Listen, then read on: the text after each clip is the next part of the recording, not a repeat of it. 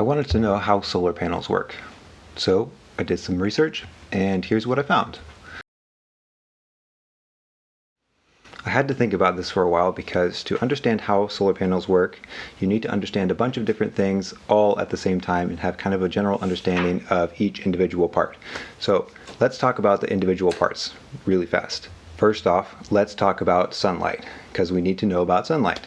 The sunlight that we see, basically all the light we see in general, is made up of a bunch of tiny little photons.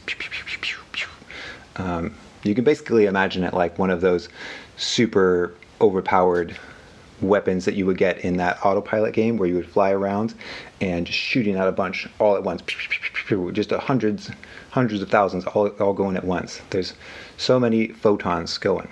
And so all these photons are coming down from the sun or from any light source, and they are coming out rapid fire, and this kind of translates to what we know as light. Photons. The next thing we need to understand is silicon, which is the main ingredient that is kind of producing electricity in the solar panel. So the silicon atom is made up of, well, to start off, I know very little about atoms in general, but I do know that silicon needs 8 electrons in the outer valence shell. It needs 8 of them, but in general they usually only have 4. So what they do to compensate is they share with their neighbor so that each of them can have 8. So each silicon atom is sharing 1 electron with both of the neighbors to the sides and both of the neighbors to the top and bottom. So each of them are in a row in a grid pattern, and they all have 4, but together when they're sharing they have 8. Now, solar panels are made up of several different layers. On the bottom you have a metal sheet that is conductive.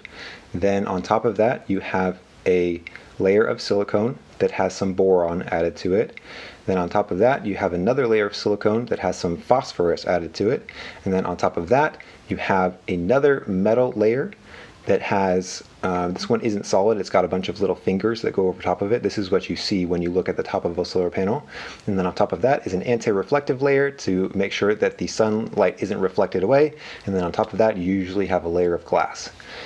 Now, the main parts to understand is that when the sunlight is coming down, sunlight comes down like this, shooting all of those photons, and then the photon hits the silicon, and when that photon hits the silicon, it will knock one of those electrons loose off of the valence shell of that silicon atom.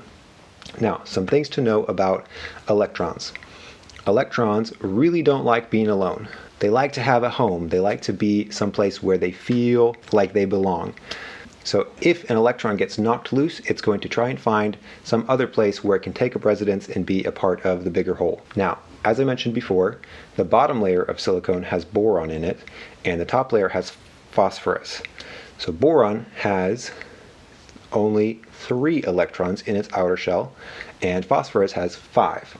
Now, the reason this is important is because when you have boron mixed with that silicon, then there's going to be empty places around the structure where the electrons are not quite whole.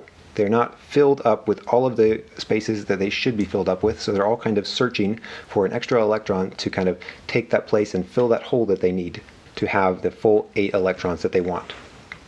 Now, and also what that means is on the top layer where the phosphorus is that you're going to have some extra electrons that you don't need. So they'll be kind of bouncing around looking for a home to find, but they're just going to be loners. They're going to be that odd kid out of the group, and they can't find anyone that they fit in with.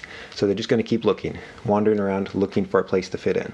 Because you have these 2 layers right next to each other, and you have the ones on the bottom where there's holes all over the place, looking for electrons to fill those holes, and on the top layer you have extra electrons, that right there at the middle is kind of going to even themselves out. So the electrons in the top layer, extra ones, are going to kind of gravitate down towards the bottom layer to fill those holes, and because those holes get filled, they're not looking for anybody new, and because there's no extra electrons right there, they're not going to keep looking. So there's going to become a barrier where no electron can kind of pass through because they're all filled. So that layer of electrons right there in the middle, in between the 2 layers, is perfect. It's good to go. It doesn't need any help from anybody. It doesn't have any extras. It doesn't have any holes. So what happens is the sunlight photons come down and they knock one of those filled electrons out of its place. So right there in that middle band, the sunlight will hit one of those electrons that has found a happy home, and it'll knock it out of place. And that electron will say, what do I do? Where do I go? So it starts wandering up around the top looking for somewhere to go, because remember, there's a whole bunch of extra ones in the top. I'm not sure exactly why it doesn't go to the bottom. Question for next time. As I said before, the sunlight is throwing a ton of photons down, just bombarding that stuff, that silicone, with photons. So all of these little silicone electron atoms are getting knocked out of place all over the place, and they're all filtering up to the top. So remember what we said before. So when it gets knocked out of place, there's a hole there, but then that hole gets filled by the ones below, and it kind of fills down like this, so that there's still holes at the bottom, and that electron that was knocked out of place gets refilled in that no-go zone in the middle where everything is happy. That displaced electron gets floated up to the top, and the holes that was created there gets filled, and then there's still more holes at the bottom that need to be filled.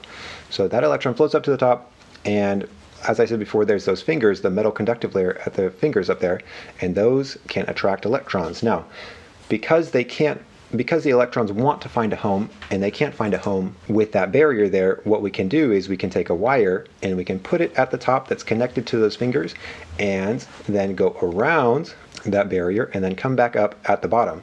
So we've circumnavigated that barrier that the electrons can't pass through, and now when we do that, the electrons can flow up into those fingers and then through the wire down around to the bottom and come up to where they can fill those holes on the bottom of the silicone layer. And then if we take a light, put it in the middle of that wire, as the electrons flow up and through and down trying to get back to fill those holes, it will turn that light on and you have electricity. And that is essentially how solar panels work.